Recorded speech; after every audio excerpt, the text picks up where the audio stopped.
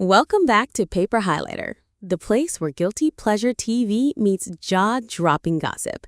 And oh, do we have a lineup tonight? Buckle in. My rum.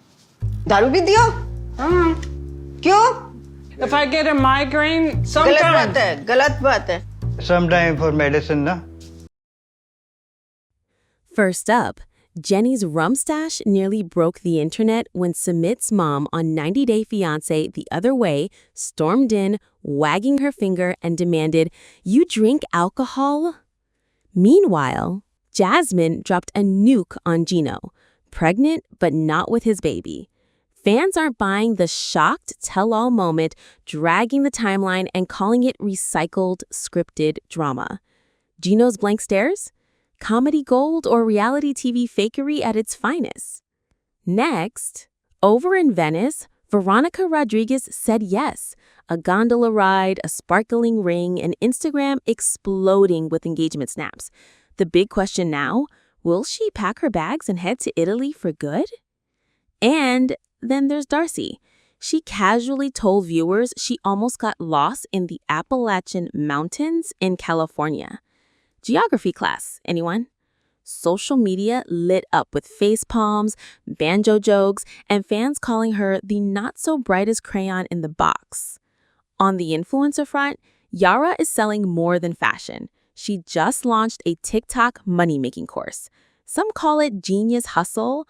Others say it smells like a get-rich-quick scheme. Is she empowering fans or cashing in on her 90-day fame? And finally, Big Mike turned his birthday party into a double reveal, dropping the news that he's about to be a dad. Baby booties, Bible verses, and a February 2026 due date. Fans are torn between cheering him on and side-eyeing the timing. All that and more is coming up, so don't you dare scroll away. Smash that like button, hit subscribe, ring the bell so you never miss the drama. Now, let's roll into our first story. Nothing says family bonding quite like your mother-in-law busting you for hiding rum in the cupboard. On 90 Day Fiancé the other way, Jenny thought she could quietly sip away her migraines until Sumit's mom stormed in, finger-wagging and glare locked. What happened next had fans laughing, cringing, and spamming memes like wildfire. Let's set the scene. Jenny, almost 70, living halfway across the world and trying her best to navigate life with Sumit's family, has one little guilty pleasure: a stash of rum. But when Sumit's mom stumbled upon it, the reaction was instant fireworks. Sharp glare, pointed finger, and the line that instantly became a meme. "You drink alcohol?" Cue the dramatic zoom-ins, the awkward silence, and Jenny's quick scramble to explain that it was all for her migraines. But the fandom wasn't buying the medical excuse. Within minutes, Reddit threads and Twitter feeds were ablaze. One fan cracked, "If I had to live with that family, I'd be drunk AF too." Another said, "Jenny's almost 70. Let her drink her rum in peace." And then came the health warriors, chiming in to remind everyone that alcohol often causes migraines, not cures them. Still, what people really latched onto was the dynamic between Jenny and her mother-in-law. Some viewers were furious, calling the rummaging through Jenny's personal things controlling and invasive.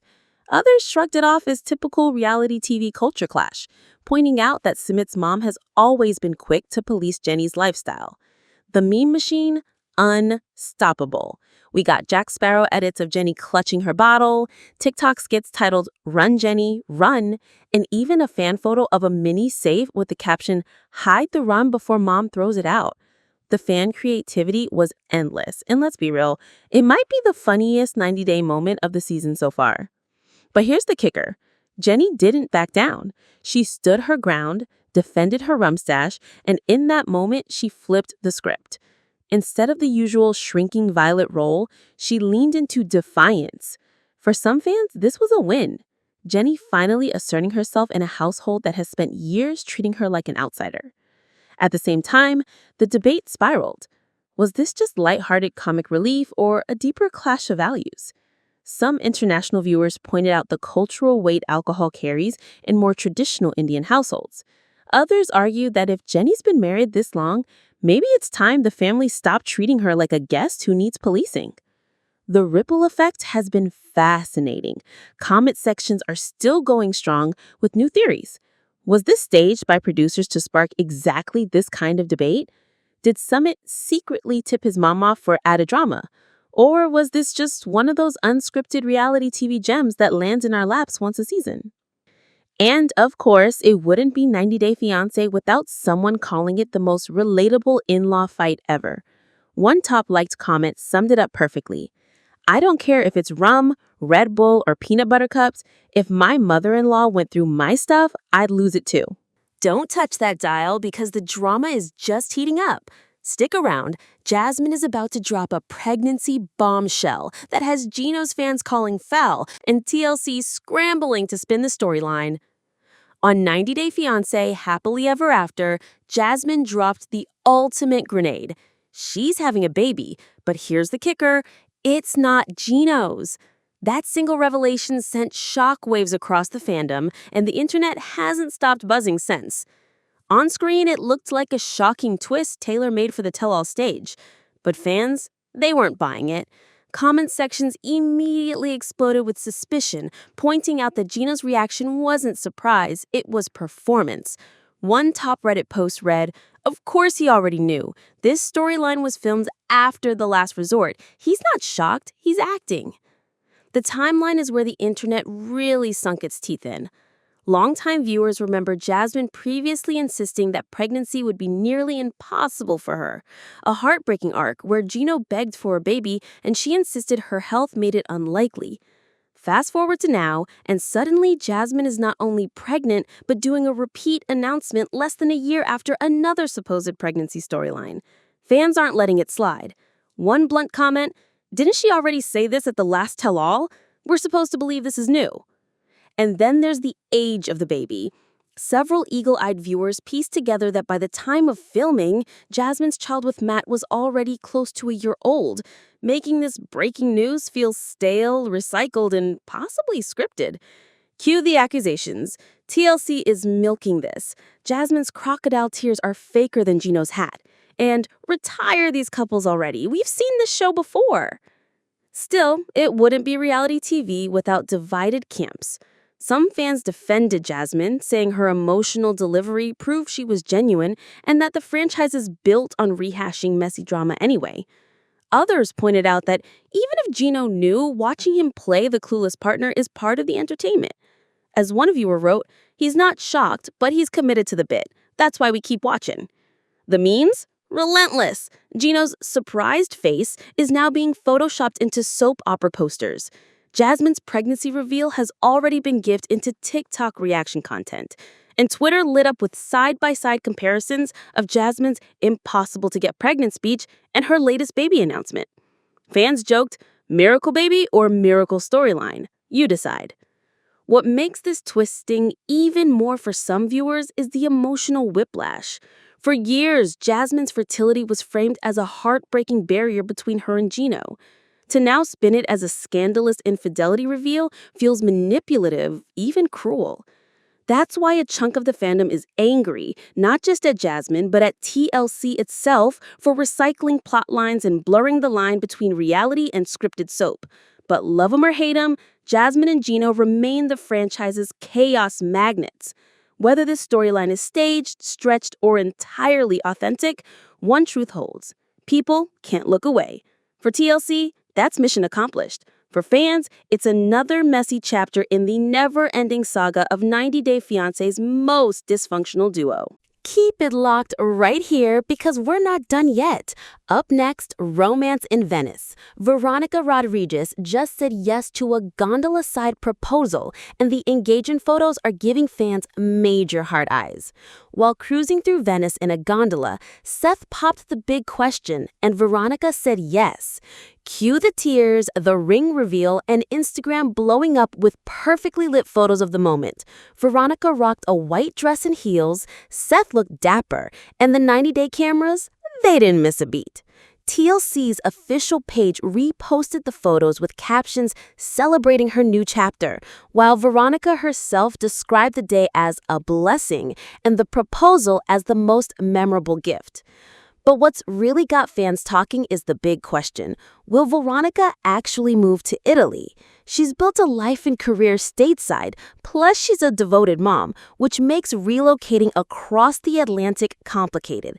Still, Seth's romantic gesture in Venice has people speculating that an international love story might be in the works. The fan theories range from she'll split time between both countries to this was all set up to introduce a spin-off storyline in Europe. And of course, the memes rolled in too. Gondolas with Photoshop rings the size of pizza pies. Captions like 90-Day Fiancé, Happily Ever Gondola, and one viral TikTok remix of Andrea Bocelli's Time to Say Goodbye with Veronica's proposal photos flashing across the screen. The engagement also reignited chatter about Veronica's exes. Tim, her forever bestie, remains in the picture, and fans are already speculating about whether he'll be invited to the 2026 wedding.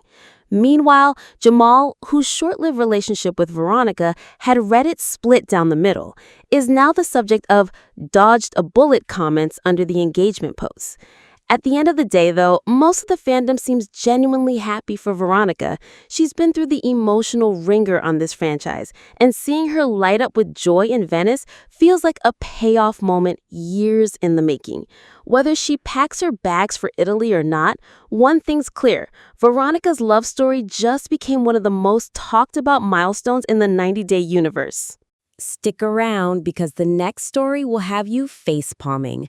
We're heading straight into Darcy's latest slip-up, confusing the Appalachian Mountains with California. And yes, the internet had a field day. Here's how it went down. Darcy, always ready with a dramatic anecdote, was reminiscing about her past life in California. Then came the head-scratcher. I used to hike when I lived in California, but I almost got lost in those Appalachian Mountains. It was kind of scary. Cue the collective gasp, because last time anyone checked, the Appalachians don't stretch anywhere near the Golden State. Within minutes, Twitter, Reddit, and TikTok erupted. Fans were quick with the clapbacks. "I'm from the Appalachians, and trust me, there's no California here," wrote one. Another cracked, "Girl, I ain't never seen you on my holler." The jokes just kept snowballing. Memes compared her confusion to having the IQ of a packing peanut. Others riffed that maybe she really meant the Palisades but got her landmarks scrambled. And then came the brutal Reddit threads with comments like, "Scary is not knowing where the Appalachian Mountains are." Some fans took it even further, questioning whether Darcy's cosmetic enhancements had anything to do with her brain fog. Comments like, "Botox killed the brain cells," and "Filler brain strikes again," trended in snarky corners of social media. And of course, people couldn't resist dragging Stacy into it, claiming she clearly got more of the brains between the twins. But it wasn't all mean-spirited. A few fans leaned into pure comedy. One viral TikTok asked if Darcy heard banjos playing in California. Another joked that if she really hiked from Cali into the Appalachians, she must have been really lost, like crossed an entire continent lost. What makes this so classically Darcy is that it's not her first eyebrow-raising slip-up. From malapropisms to overshares, she has a history of giving viewers meme-worthy lines. This one just happens to combine two things people love to fact-check: reality stars and geography. The sheer volume of memes shows how much the fandom eats up these moments. Photoshopped maps now place Appalachia smack dab in Malibu. Twitter threads titled, "Darcy's alternate geography class" are going viral. And one fan summed up the collective mood perfectly. "She's not the brightest crayon in the box, but she's the most entertaining one." The reaction is so strong because it plays into the brand Darcy has built. Messy, glamorous, and a little disconnected from reality. For every critic calling her air for brains, there's another one saying, "She's comedy gold. Don't ever change, Darcy." And honestly, in a franchise stuffed with cheating scandals and fake pregnancies, sometimes the fandom just wants a moment of pure dumb fun.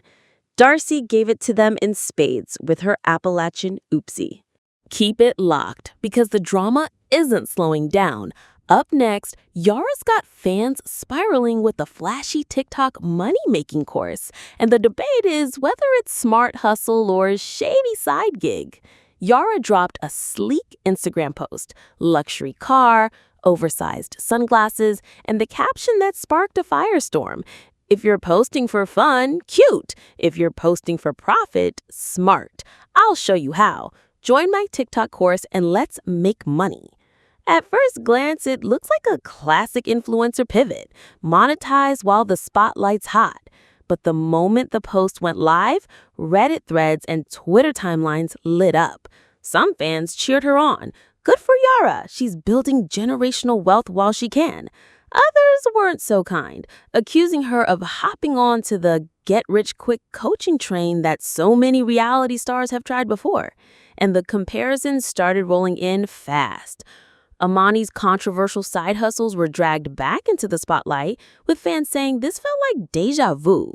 One viral comment put it bluntly, "We've gone from beauty hauls to buy my course in record time."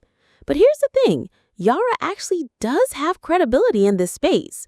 She's built a solid online presence, mixing fashion inspo, makeup tips, and family life into a curated feed that brands clearly want to work with. To her supporters, sharing that blueprint is fair game. As one fan wrote, if Kylie Jenner can sell a makeup course, why can't Yara sell a TikTok course? Still, the backlash has been hard to ignore. Critics question whether she's teaching genuine strategies or just recycling generic, post consistently, use trending sounds advice you can find on Google. The harshest tech down, a top Reddit comment that read, "This course is less about making you money and more about making Yara money."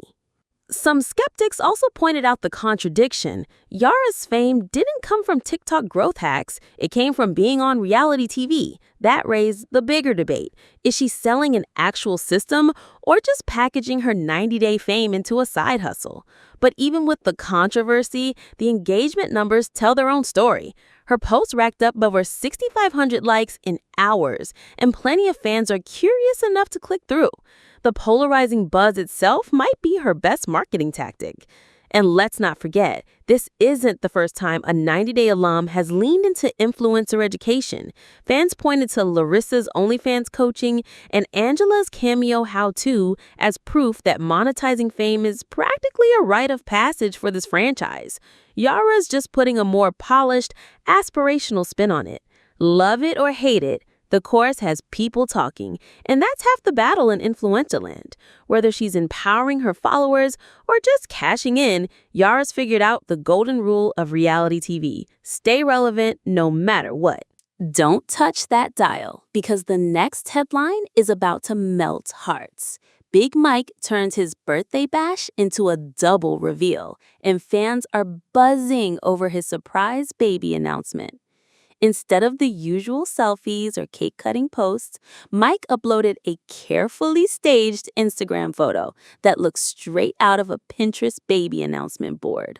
A wicker basket, tiny baby booties, a stuffed plush toy, a leafy plant for symbolism, and the star of the shot, a onesie printed with baby Youngquist, laid out next to a letterboard reading, "For this child we have prayed. Samuel 1:27, February 2026. The caption was short, sweet, and impossible to miss. We have a little one on the way. #blessed, #firstborn, #baby, #family time.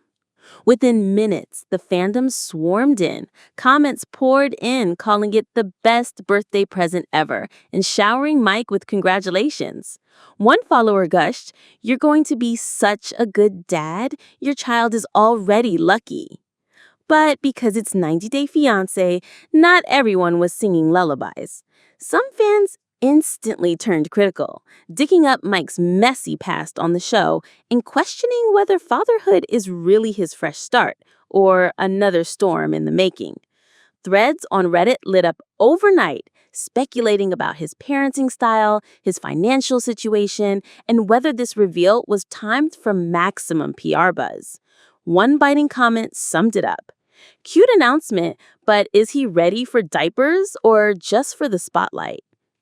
Adding another layer, religious fans picked up on the Bible verse he chose. The verse, Samuel 1:27, "For this child we have prayed," had many applauding the heartfelt touch, but others saw it as stage sentimentality. One commenter wrote, "Beautiful verse, but this feels more like branding than blessing."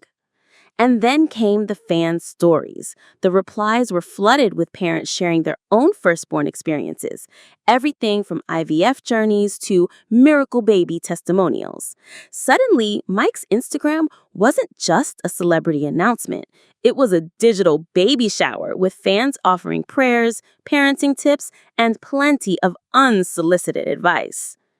But the core of the conversation keeps circling back to this. Has Mike finally found stability, or is this just another chaotic chapter dressed up with a bow? To many longtime viewers, the announcement feels like a redemption arc in progress. To skeptics, it's another storyline perfectly timed to pull him back into the 90-day orbit. Either way, it's working. His post has racked up thousands of likes, hundreds of shares, and more buzz than he's had since his early franchise days. Love him or side-eye him, fans can't stop talking about Big Mike's big reveal. If you loved this roller coaster, smash that like button, hit subscribe, and tap the bell so you never miss a drop of reality TV drama. Jump into the comments. We want your spiciest takes. And don't forget to follow us on socials for all the behind-the-scenes tea. Tomorrow's upload, let's just say another 90-day alum is about to get dragged for turning love into pure spectacle. You won't want to miss it. This is Paper Highlighter signing off. Stay messy, stay fabulous, and we'll see you next time.